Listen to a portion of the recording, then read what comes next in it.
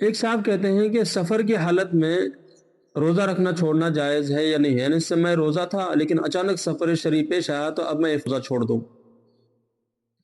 دیکھیے، مسافر بس سہولت روزہ رکھ سکتا ہے، اگر وہ آسانی سے روزے کو مکمل کر سکتا ہے تو وہ اس روزے کو مکمل کرے، اور حسب ضرورت وہ افطار بھی کر سکتا ہے۔ ایسا نہیں کہ جب سہولت تھی تو روزہ رکھ لیا اور اب سہولت نہیں تو اب بھی اس کو روزے کو برقرار رکھنا ہے، ایسا ضروری نہیں ہے، بلکہ حسب استطاعت یعنی کہ جیسا وہاں کے حالات ہیں اس کے مطابق وہ عمل کر سکتا ہے۔ اگر سہولت ہے تو آسانی سے رکھ سکتا ہے تو رکھ لے، اور اگر نہیں تو پھر اس کو افطار کر لے، چھوڑ دے۔ یہ مسئلہ بخاری شریف کی حدیث سے بھی صاف وضاحت کے ساتھ معلوم ہوتا ہے۔ بخاری شریف کتاب الصوم باب من افطر، اس میں یہ حدیث جو ہے بیان کی گئی ہے۔ میں حدیث آپ کی اسکرین پر دے رہا ہوں اور پڑھ رہا ہوں اس حدیث کو، آپ دیکھ لیجئے کہ یہ حدیث پہلے عربی پڑھیں گے پھر اس کا جو ہے ترجمہ کریں گے۔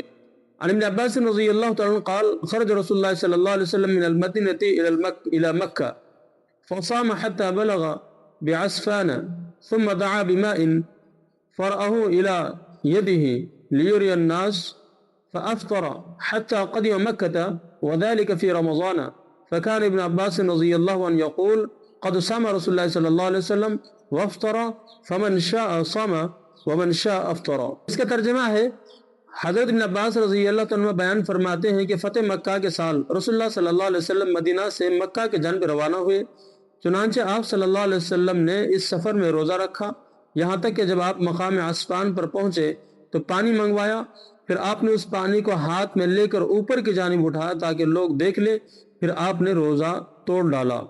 اس طرح آپ مکہ تشریف لائے اور یہ واقعہ رمضان شریف کا ہے۔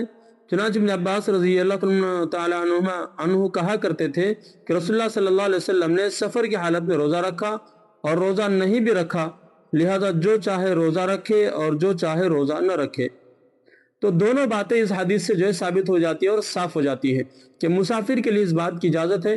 پہلے تو یہ ہے کہ اگر سفر کا امکان ہو، یعنی اس کو یہ بات معلوم ہو کہ میرا سفر ہے کل صبح میں، تو روزہ نہ رکھے، اور اگر اس سفر میں چلا گیا اور روزے کی حالت میں ہے تب ایسے حالت میں اس کو اختیار ہے، وہ چاہے تو افطار کر دے یعنی کہ روزہ چھوڑ دے، یا پھر چاہے تو اس روزے کو مکمل کر لے۔ اگر افطار کر لے گا تو وہ اس روزے کی صرف قضا کرنا اس کے اوپر لازم ہوگا، کفارہ نہیں ہوگا، صرف وہ قضا کرے گا۔ اور اگر افطار نہیں کرے گا تو بہت اچھی بات ہے، روزہ مکمل کر لیتا ہے تو اس کے لیے بہت ہی بہترین بات ہے۔ جیسے کہ بخاری شریف کی ایک حدیث اما عائشہ رضی اللہ تعالیٰ عنہ کی ہے، وہ بیان فرماتی ہیں ان عائشہ زوج النبی صلی اللہ علیہ وسلم ان حمزة بن عمرو الاسلمی قال النبی صلی اللہ علیہ وسلم اصوم فی السفر وكان كثير الصيام فقال ان شئت فصم وان شئت فافطر۔ بخاری شریف کتاب الصوم باب الصوم فی السفر والافطار۔ اب اس حدیث شریف کا ترجمہ ہے، عائشہ رضی اللہ تعالیٰ عنہ رسول اللہ صلی اللہ علیہ وسلم کے زوجہ محترمہ بیان فرماتی کہ حمزہ بن عمرو اسلمی نے نبی کریم صلی اللہ علیہ وسلم سے دریافت کیا کہ سفر کی حالت میں روزہ رکھوں یا نہ رکھوں، اور وہ بہت کثرت سے روزہ رکھنے والے تھے۔ رسول اللہ صلی اللہ علیہ وسلم نے ارشاد فرمایا کہ تمہاری مرضی ہے، اگر چاہو تو رکھو اور چاہو تو افطار کر لو۔ تو معلوم ہوا کہ یہاں پر مسافر کے لیے اجازت ہے۔